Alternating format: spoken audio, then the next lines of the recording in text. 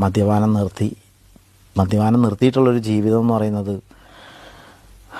എന്താ പറയുക, പുതിയൊരു ശ്വാസം, പുതിയൊരു പ്രകാശം, കാറ്റൊക്കെ ഇപ്പം എൻ്റെ ശരീരത്തിൽ അടിക്കാൻ തുടങ്ങി. പക്ഷെ മദ്യപാനം നിർത്തിയപ്പോൾ തന്നെ പൈസ കയ്യിൽ വരാൻ തുടങ്ങി. ഈ നമ്മുടെ അനാവശ്യമായിട്ടുള്ള പുതിയ വന്നു കയറിയ കുറേ പരിചയമില്ലാത്ത പണ്ട് മുതലുള്ള അല്ലാത്ത കുറേ കൂട്ടുകാരുണ്ടായിരുന്നു, അവരൊക്കെ പോകാൻ തുടങ്ങി. ആൾക്കൂട്ടം കുറഞ്ഞു തുടങ്ങി. നമ്മൾ എടുക്കുന്ന തീരുമാനങ്ങൾ കൃത്യമാവാൻ തുടങ്ങി. നമ്മൾ വീട്ടിലും മര്യാദയുള്ളവനായി തുടങ്ങി. വീട്ടിലെ കാര്യങ്ങളും നമ്മളോട് ഡിസ്കസ് ചെയ്യാൻ തുടങ്ങി. അങ്ങനെ ഉണ്ടായിട്ടുള്ള മാറ്റം എന്ന് പറഞ്ഞത് വളരെ വലുതാണ്. ഞാനിങ്ങനെ ആലോചിക്കുകയായിരുന്നു, ഇത് ഈ 35-ാമത്തെ 36-ാമത്തെ വയസ്സിൽ വന്ന ഈ ബോധോദയം ഒരു 20 വയസ്സിലൊക്കെ വന്നിരുന്നെങ്കിൽ ഞാൻ ആരായേനെ? എനിക്ക് എന്തൊക്കെ പഠിക്കാമായിരുന്നു, എനിക്ക് എവിടെയൊക്കെ പോവാമായിരുന്നു, എനിക്ക് എന്തൊക്കെ സാധ്യതയുണ്ടായിരുന്നു.